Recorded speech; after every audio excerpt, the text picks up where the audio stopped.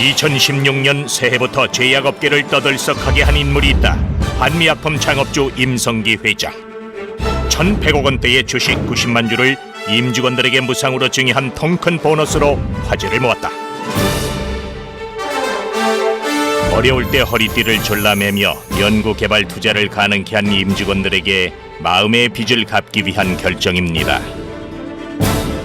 2010년 이후에 제약 환경이 안 좋아지고 또 매출도 오르질 않고, 그렇지만 또 R&D 투자는 계속 해야 되고, 그래서 임직원들한테 연봉 동결도 두세 번 한 것 같고요. 물론 그 신기술에 대해서 이제 결과물이 나올 거를 이제 종업원들도 기대가 있었고 해서 아마 회사의 어려운 사정을 다 이해를 하고 임금 동결이라는 아주 어려운 그 결정을 아마 수용하지 않았을까 싶습니다. 한 세기가 넘는 역사를 지닌 한국 제약업. 하지만 신약 개발이란 거대한 벽 앞에서 좌절을 맛봐야 했던 기업들. 성공 확률 0.02%. 언제 다다를지 모를 신약 개발이란 정상에 오르기 위해 한미약품은 묵묵히 시간과 자본을 투자했다. 하지만 가장 큰 비밀 병기는 바로 개발 인재. 임성기 회장님은 새로운 신약을 만드는데 투자 전략 결정을 잘 하시는 분이시고, 이간순 대표는 어느 신약을 어떻게 개발해야 되는지에 대한 구체적인 그 방향 설정을 잘 하시는 분으로서 장기간 그 같이 함께 호흡을 맞춰온 이런 분들이 그 신약 개발에 대한 어떤 그 하나의 신념 하나로 협력하고 서로 보완해준 좋은 결과라고 생각합니다. 독자 개발 기술을 가진 제약업의 꿈을 이루기 위한 한미약품의 도전. 개량 신약이라는 틈새 시장 공략. 국내 첫 개량 신약 개발 성공. 거칠 것이 없었던 이들의 도전을 가로막은 건 2010년 리베이트 쌍벌제였다. 뇌물을 준 쪽이나 받은 쪽 전부 처벌을 한다 한 취지로 도입이 된 게 리베이트 쌍벌제고요. 그 당시 업계에서는 이제 한미약품이 그 리베이트를 앞장서서 주도하고 있다 하는 소문이 돌았었는데, 불매운동도 일부에서 벌어졌고요. 그래서 상당한 타격을 받았던 걸로 알고 있습니다. 하지만 적자 위기에도 멈추지 않았던 개발 열정. 불도저처럼 밀고 나가는 성부사 기질로 임성기 회장은 글로벌 신약 개발의 꿈을 이룬다. 지난해 6건의 신약 개발 기술을 글로벌 제약 기업에 수출, 총 8조 원 규모의 계약을 체결한 한미약품.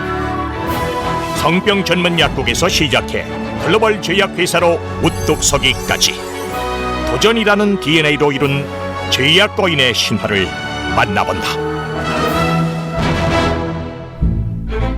전봇대가 골목골목 늘어서 있던 시절, 서울의 많은 전봇대에 붙어있던 광고지 중 유독 눈에 띄는 광고가 있었으니 바로 임질매독 임성기 약국. 다소 도발적이었던 광고 문구는 쑥스러운 병으로 고민하던 젊은 남성들에게 구세주가 됐다. 1960년부터 시작된 월남전에 우리나라는 32만 명이 넘는 국군을 파병했는데, 당시 유행했던 성병이 임질과 매독. 월남에서 돌아온 병사마다 증명서처럼 임질과 매독을 얻어올 정도였다. 이제 아무래도 젊은 병사들이 가게 되니까 귀국하면서 임질이나 이런 성병에 걸린 대원들이 꽤 많았던 모양입니다. 특히 성병에 걸렸다 그러면 아주 쉬쉬하는 그런 분위기였죠. 사병들을 귀국한 다음에 육군병원 같은 데 입원을 안 시켜줬다 그래요. 이런 성병을 조심해야 된다 하는 교육을 시켰는데, 걸려온 사람들이라 그래서 치료를 안 해주는 바람에 일반 시중의 약국으로 많이 이제 치료약을 찾으러 다녔던 셈이죠. 그래서 남들의 시선보다는 실용적인 면을 중시했던 임성기는 성병 치료제 판매로 기회를 노렸다. 포장이 돼 나오는 일반 약, 일명 매약만을 취급했던 다른 약국과는 다르게 직접 조제한 약을 사용해 완치율이 높았던 임성기 약국은 임질 매독 환자들이 수소문을 해서 찾아올 정도로 인기가 좋았다. 1967년 중앙대 약대 출신인 27세 청년 임성기가 서울 종로 5가에 개업한 임성기 약국.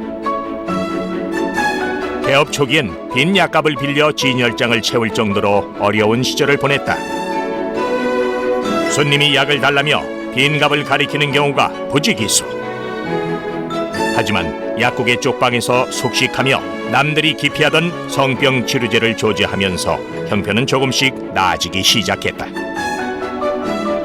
임성기 약국이 유명세를 탄 이유는 또 있다. 상호에 임성기 성병 전문 약국 이렇게 돼 있으니까 저 집에서 약을 사면 특별히 잘 될 것 같다 하는 그런 무의식적인 이미지를 좀 주지 않았을까. 사람들 우스갯소리 삼아서 임성기 약국 가봐라, 성기 약국 가봐라 하는 그런 일화들도 있었습니다. 그 당시까지만 해도 흰색 가운은 의사들 전유물 비슷하게 그 사람들만 입는 걸로 인식이 돼 있었는데 약사가 이제 처음 흰 가운을 입고서 카운터에서 손님들을 맞는 뭐 그런 약국으로 유명했고요. 당시 의사들의 전유물이었던 흰 가운을 입고 명찰까지 단 약사가 카운터를 지키고 있었으니 특별할 수밖에 없었다. 역시 파격적인 행보였지만 이로써 그는 환자들로부터 신뢰와 인기를 한꺼번에 얻었다. 그리고 그 파격은 현재 약사들의 차림을 선도했다. 성병 치료로 많은 돈을 번 그는 남이 만든 약으로 조제하는 것에 만족하지 않고 직접 더 좋은 약을 만들어야겠다는 결심을 하게 된다. 1973년 임성기는 제약회사 한미약품을 설립한다. 당시 국내 제약산업은 소위 복제약 위주의 제품을 중심으로 돌아가고 있었다. 한미약품도 설립 초기엔 다른 회사와 마찬가지로 글로벌 제약사가 개발한 오리지널 약을 복제약으로 제조해 판매했다. 이미 유한양행, 종근당, 동아제약 등 거대 제약사들이 시장을 장악하고 있었지만 약사들이 모여 만든 회사인 만큼 수요자인 약사들이 원하는 약이 무엇인지 잘 알았다. 그렇게 조금씩 입지를 굳혀가던 어느 날 국내 제약업계를 들썩이게 하는 사건이 일어난다. 물질 특허는 1987년에 도입이 됐는데 과거에는 같은 물질을 개발해도 다른 방식으로 우회해서 이것을 그 같은 물질을 만들어내면 특허를 피해갈 수가 있었습니다. 그런데 이제 물질 특허 제도가 들어오면서 아무리 다른 방법을 통해도 그 물질을 개발 못하게 되는 제도가 이제 도입이 된 거죠. 이 기업들 입장에서는 과거 시기에 제네릭 생산이 어려워지고 또 그 물질을 직접 개발해서 하려면 특허권자에게 또 로열티도 지불해야 되고 그러니까 비용도 부담이 되고 그 산업 전체에 큰 충격이었습니다. 물질 특허 제도의 도입. 해외 신약을 복제할 수 없게 된 국내 제약사들은 그야말로 초상집 분위기였다. 국내 기술로는 신약 개발에 엄두도 못 내던 시절. 신약을 하나 개발하기 위해서는 보통 한 10년 내지 15년 정도가 걸리고 또한 그 신물질을 실험실에서 보통 한 10,000개 정도 만들면은 실제 시장에 나올 수 있는 신약은 한 서너 개밖에 안 될 정도로 그 성공률이 상당히 낮은 상황입니다. 그런 그 리스크가 높은 어떤 그 투자를 10년 이상 계속 한다는 게 규모가 작은 영세 한국 제약회사 입장에서는 그 상당히 위험한 부담이었습니다. 그래서 세계 유수의 제약기업과 비교하면 한국의 제약기업은 그야말로 골리앗 앞에 다윗이었다. 외국 제약사와의 정면 승부는 승산 없는 게임. 게다가 의약분업으로 복제약 영업 경쟁까지 치열해져 상황은 더욱 악화됐다. 부딪혀봐야 넘을 수 있는 산인지 아닌지 알 수 있는 법. 임성기 회장은 차선책을 내놓는다. 신약 개발이 불가능하면 개량 신약으로 틈새 시장을 노려보자. 그 약간 화학적인 구조를 바꾸든지 혹은 제형을 바꿔가지고 약효는 뛰어나고 그 다음에 그 부작용은 줄일 수 있는 여러 가지 이제 제형들을 만드는 게 이제 계량 신약입니다. 그래서 주사제를 먹는 경구제로 변환을 시키든지 혹은 주사제나 이런 먹는 약을 패치식, 그러니까 파스 비슷하게 몸에 피부에 붙여서 환자들로 하여금 편리하게 이제 그 사용할 수 있게 하는 것도 계량신약의 일종입니다. 임성기 회장은 계량신약 개발을 위해 매출액의 5% 이상을 연구개발 부문에 투자하기 시작한다. 하지만 그가 돈보다도 더 심혈을 기울인 것은 인재 경영. 그런 그의 눈에 띈 사람이 바로 이관순 연구원이었다. 카이스트 화학과 출신으로 제약 관련 특허를 출원하는 등 제약 기술의 두각을 드러낸 인재. 그를 눈여겨본 임 회장은 일개 연구원에 지나지 않았던 이관순에게 손을 내민다. 제대로 된 글로벌 신약을 만들어내는 게 내 평생의 꿈이다. 나와 함께 제약업의 꿈을 이뤄보지 않겠나? 그 당시 제가 이제 키스트의 그 실험실에서 연구를 하고 있었는데 그때가 그 항생제를 연구하던 그런 연구실이었습니다. 그 전에 이제 대기업에도 제가 한번 시험을 봤었고, 근데 그 대기업에서는 R&D를 하려는 기업이 아니고 뭔가 새로운 사업을 하려는, 그래서 저기 가서는 좀 R&D를 계속할 수 없을 확률이 많겠구나. 그래서 그 면접 과정에 뭐 와서 이제 R&D를 안 시키고 다른 일을 시키면 어떻게 할 거냐. 그래서 그럼 그만두겠다고. 그래서 이제 그 대기업은 탈락을 했죠. 한미약품에서 항생제 쪽에 이제 R&D 투자를 시작한다. 한번 거기 가보는 게 좋겠다는 그 연구실에 이제 실장님이 또 추천을 해주셔서 규모도 적고 이런 회사에 오면은 상당히 짧은 시간이지만은 많은 걸 경험할 수 있겠다. 막연히 이제 그런 생각. 임성기 회장과 이관순 연구원의 만남. 이때부터 한미약품의 R&D 역사는 시작된다. 고작 10명 남짓의 작은 연구실이었지만 개발에 대한 열정과 투지로 이뤄낸 성과는 대단했다.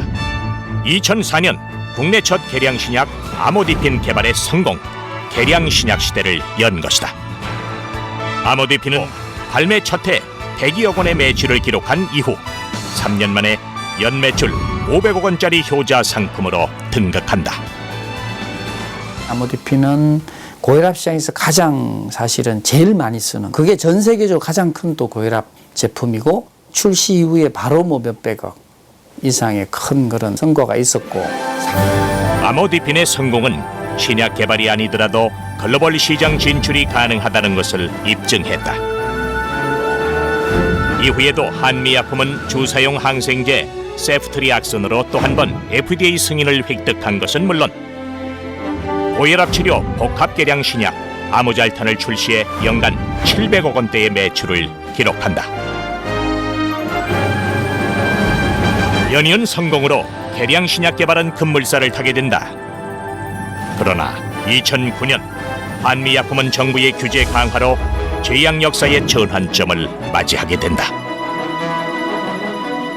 리베이트를 준 쪽만 처벌하는 제도가 있다가요. 2010년 11월부터 리베이트를 준 쪽이나 받은 쪽, 양쪽을 모두 처벌하도록 제도가 도입됐는데요. 이게 바로 리베이트 쌍벌제입니다. 그 당시 업계에서는 이제 한미약품이 그 리베이트를 앞장서서 주도하고 있다 하는 소문이 돌았었는데, 영업력이 뛰어나서 시장 점유율을 점점 높여가는 것에 대한 뭐 질시라고 그럴까, 그런 것들도 있었지 않았나 싶습니다. 창립 초기 복제약 판매 당시부터 경쟁에서 살아남기 위해 영업력으로 승부했던 한미약품. 임성기 회장은 약국을 직접 운영했던 경험을 살려 한미약품의 약을 사용하는 약사들의 이익을 최대한 보장하고 영업사원들에게 무제한 인센티브를 제공하는 파격적인 대우를 약속했다. 제약업계에서도 한미약품의 영업력은 유명했다.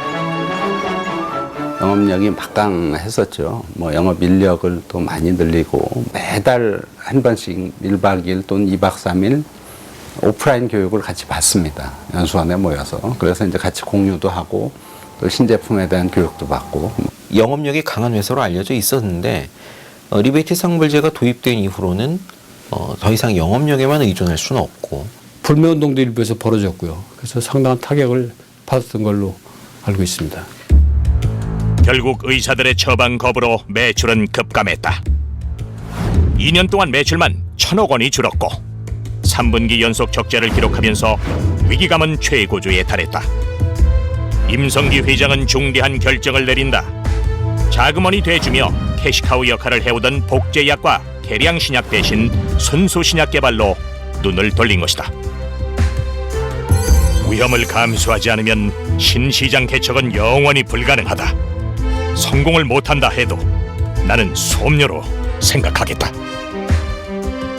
뭔가 새로운 것, 새로운 시도를 참 즐겨 하시고, 또 기업은 이렇게 남들 뒤를 쫓아가는, 남들하고 똑같이 하는 걸 굉장히 이제 싫어하셨고, 뭔가 우리만의 뭘 자꾸 만들어내고, 또 그걸 본인이 직접 이제 실천을 하시고. 일단은 투자 시간이라든지 또 연구비라든지 개발비라 이게 많이 들지만 좀 차별화되고 또 R&D 집약형 제품을 개발해야 되겠다 이런 신념이 계셨기 때문에 아마 생존하기 위해선 기술 개발만이 답이며 국제 수준의 경쟁력을 확보해야 한다고 생각한 임성기 회장. 그가 첫 번째로 한 일은 연구원 출신의 이관순을 대표 자리에 앉히는 것이었다. 막중한 임무를 띠고 투입된 이관순 대표는 국내뿐 아니라 글로벌 시장에서 승부할 수 있는 신약 기술에 집중한다. 하루에 한 번씩 맞아야 하는 당뇨 주사제를 일주일에 한 번 혹은 한 달에 한 번만 맞을 수 있게 한 획기적인 신약 퀸텀 프로젝트 개발에 착수한 것이다. 우리 당뇨 치료제 중에 인슐린이라는 그런 물질이 있습니다. 인슐린 이제 뭐 많이 잘 알고 있는 그런 당뇨 치료제인데, 이건 이제 다른 기술하고는 완전히 차별화되는, 그래서 매일 맞던 인슐린을 일주일에 한 번씩 맞을 수 있게 하는 뭐 그런 기술이라고 볼 수 있고, 혹은 최대 그 한 달에 한 번 정도만 인슐린을 투여해도 환자로 하여금 그 복약 순응도도 높였을 거, 효능은 줄지 않고 궁극적으로는 환자가 치료 때문에 받을 수 있는 어떤 불편함, 고통 이런 걸 줄여서 그 치료 비용을 줄일 수가 있는 장점이 있습니다. 개발에 성공한다면 제약업계에 큰 반향을 일으키고도 남을 신약이었다. 사실 이관순이 당뇨 질환 신약을 타깃으로 삼은 데는 이유가 있었다. 2006년 한미가 독자 개발한 신기술 랩스 커버리를 적용하는 방식으로 보다 효율적인 신약 개발을 노린 것이다. 랩스 커버리 기술은 우리가 이제 약을 투여하게 되면은 신체에서 우리 몸에 들어왔는 약을 빨리 배출시키려고 하는데, 배출시키는 속도를 더 느리게 해가지고 롱액팅으로 만들어서 이제 그 투여 횟수를 줄이고 복약 수능에 대한 수능도를 높여줄 수 있는 기술입니다. 이제 1, 2%밖에 안 되는 국내 시장을 향한 신약보다는 뭐 전 세계 시장에 나갈 수 있는 그런 신약을 개발하자. 그래서 이제 글로벌 시장에서 통하는 그런 신약을 이제 개발하자는 게 저희 타겟이었고, 이관순은 이미 글로벌 신약으로서의 가능성을 타진했던 랩스 커버리 기술을 당뇨 질환 신약에 적용하는 데 집중한다. 적자가 계속되는 가운데 연구 개발 비용은 1,000억에서 1,200억 그리고 1,500억 원으로 늘어갔다. 큰 빅파마를 몇 군데 이렇게 우리 이런 기술을 가지고 있는데 니들 관심이 있냐 하고 이제 문을 두드렸죠. 그랬더니 놀랍게도 그 큰 정말 지금 10대 회사 중에 한 2개 회사가 그럼 뭐 와서 한번 발표해봐라. 가서 이제 발표를 했는데 전 세계 각국에서 이제 와서 이제 우리 기술을 평가하기 위해서 그 발표를 한 1시간 정도 했는데 굉장히 이제 코멘트들을 많이 해주는 거예요. 이건 이렇게 하는 게 더 나을 거다. 그들이 해준 그런 어떤 지적사항, 코멘트 이런 것들을 다 적용을 해서 그래서 이 완성이 된 거여서 그 회사한테 지금 딜은 안 됐지만 굉장히 고맙게 생각을 하고 있습니다. 네. 한미 약품은 당뇨 질환 신약 개발에 무려 6년 동안 매출의 20%를 도박 투자하고 30여 명의 전담 연구원을 투입했다. 또 세계적인 당뇨 권위자 10명을 영입해 임상을 진행, 컨설팅을 받는 과정을 반복한 결과 드디어 2015년 11월 글로벌 제약기업 사노피와 5조 원 규모의 기술 라이선스 계약을 체결한다. 이게 뭐 어느 날 하루 아침에 된 게 아니라 한 3, 4년 이제 접촉을 쭉 해왔죠. 사노피는 하루에 한 번씩 맞는 인슐린의 전 세계에서 넘버원 메이커입니다. 그래서 처음부터 저희는 이제 사노피를 상당히 염두에 두고 이렇게 했고 계약에 이르게 됐습니다. 그 당시에 우리나라 이 함께 가는 다른 기업들이 5% 내지 7% 전체 매출에 그 정도 10%를 넘지 못하는 상황에서도 한미는 20% 이상 자금을 투입해서 R&D를 지속해 왔다. 그런 점에서 이 한미 성공에 힘이 되지 않았나. 그 한국의 기술이 이건 전 세계적으로 인정을 받았다는 아주 획기적인 일입니다. 세계가 인정한 신약 개발, 한미 약품이 이뤄낸 기적이었다. 임성기 회장의 뚝심이 길을 열었고 이관순 대표의 집념이 터전을 만들었다. 그리고 오랜 세월 힘겨운 여정을 함께 해준 직원들에게 임 회장은 마음의 빚을 갚기로 한다. 1,100억 원대의 주식을 무상으로 증여한 것이다. 시가로 1,100억 원에 상당하는 주식을 직원들한테 나눠줬는데요. 임성기 회장의 개인 주식에서 떼어준 거였습니다. 한 사람당 4천만 원쯤 돌아간 셈인데 월급의 1,000% 보너스를 받는 셈이었고요. 거기다 200% 성과급을 얹어서 같이 줬기 때문에 1년 연봉을 더 받은 셈이었죠. 결과 성과에 있는 몇몇 이런 부서라든지 인원들한테 뭐 보상이 되는 줄 알았는데 이게 뭐 전 계열사 심지어 생산부 뭐 모든 직원까지 또 다 이렇게 경영자들한테서는 참 있을 수 없는 일인 것 같고 직원들이 그 이후로는 이거는 우리 회사다, 나도 주주다 이런 개념이 굉장히 확산됐던 의미가 저는 더 크다 이렇게 봅니다. 그 금액의 내용보다는. 최고 경영자가 어느 정도의 보상을 해주는데 그게 주식 방식이었다. 뭐 하나의 새로운 방식으로서 의미가 있겠죠. 이 정도의 보상을 받는다면 뭐 많은 월급쟁이로서는 다닐만한 회사라고 생각하지 않겠어요? 지난해 6건의 신약 개발 기술을 글로벌 제약기업에 수출하면서 총 8조 원 규모의 계약 체결과 제약업계 역대 최대 매출 1조 3천억 원을 기록한 한미약품. 국내 제약업계 사상 최대의 실적이다. 신약 개발의 꿈.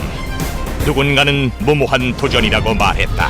그리고 또 누군가는 넘을 수 없는 거대한 장벽이라고 말했다. 하지만 임성기 회장은 말한다. 신약 개발은 내 생명과 똑같다. 신약 개발의 꿈이 있었기에 42년 평생을 한 곳만 보고 달려올 수 있었다. 그리고 제약 강국으로의 도약, 그 첫 단추를 끼울 수 있었다.